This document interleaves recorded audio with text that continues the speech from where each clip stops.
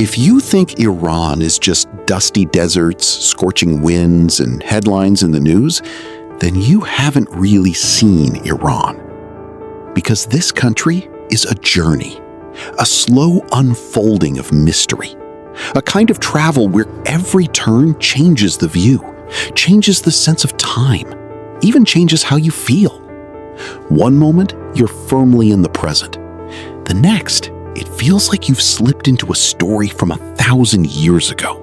Let the journey begin in a place where history isn't just written, it's carved into stone. This is Kandivon. Hidden in the mountains of northwestern Iran, it's a settlement unlike anything you've seen. Formed from ancient volcanic ash that hardened over time, then sculpted by centuries of wind and rain, the village feels almost unreal. As you walk through its narrow paths, it feels like stepping into a fairy tale. Small doorways, stone walls, and inside, warmth, life, quiet human presence. The homes naturally regulate temperature, keeping out winter's cold and summer's heat. It's as if nature and people reached an unspoken agreement here. And even today, hundreds of families still live in these carved homes. From there, the journey takes you somewhere even more surreal, somewhere that barely feels like Earth. This is the Lut Desert in southeastern Iran. Vast, extreme, and at times one of the hottest places on the planet, where ground temperatures can soar to around 70 degrees Celsius. And yet, there's beauty here, unexpected and overwhelming. At sunrise, the dunes glow gold. By evening, everything shifts into shades of red, orange, and deep shadow. It's as if nature repaints the landscape every single day. Scattered across the desert are massive yardangs, long, ridged formations carved by wind. They look like the ruins of a forgotten city. But up close, you realize they weren't built by humans. They're the quiet, precise work of time itself. Now, you find yourself in Persepolis, a name that once meant power, glory, and empire. Built in 518 BCE by Darius the Great, this ancient city still carries its presence with dignity. Tall columns, grand halls, and intricate carvings tell stories of people who traveled from distant lands to honor their king. As you walk through the Apadana Palace, the cool touch of stone, the shadows of broken walls, and sunlight falling across ancient reliefs create a strange feeling. It's not silent here, not completely. It's as if the past is still speaking, just very softly. Then there's Kushum Island, a living geological museum in the Persian Gulf.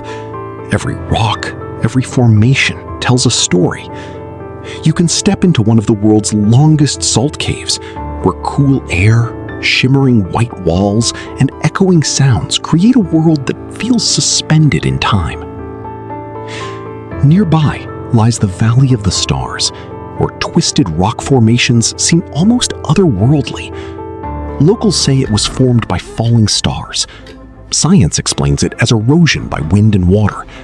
But standing there, surrounded by silence and strange shapes, it feels like the place holds a mystery beyond explanation. As the journey unfolds, you begin to realize something. Iran isn't understood through places alone. It's understood through its people, its culture, its living cities, where past and present quietly merge. Welcome to Tehran, the beating heart of the country, a city that never seems to rest. Modern high-rises, busy streets, fast-moving life. Yet woven into it all are old bazaars, narrow alleys, and corners where history still lingers. Walking through Tehran, you realize it's more than a capital. It's a rhythm, a pulse made up of millions of individual stories. Then comes Yazd, a city that feels untouched by time, earth-toned houses, narrow lanes, and wind catcher towers rising toward the sky. There's a stillness in the air here, a quiet that slows you down.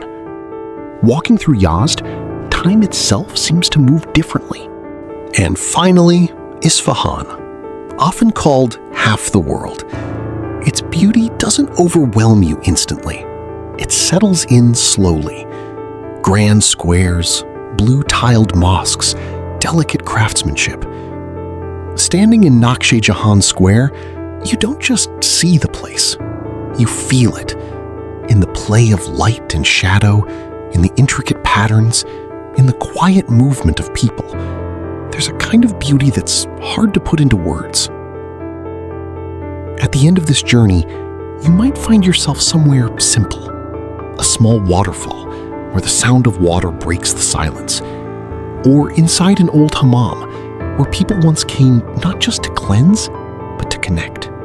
And when you finally look back, you realize this was never just about places. It was about feeling your way through a country. Iran teaches you something subtle. The most beautiful things aren't always obvious. Sometimes they're hidden in ruins. Sometimes in the silence of a desert. Sometimes in the smile of a stranger.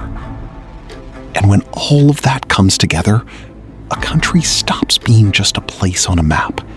It becomes a story, an experience, a feeling that stays with you long after the journey ends.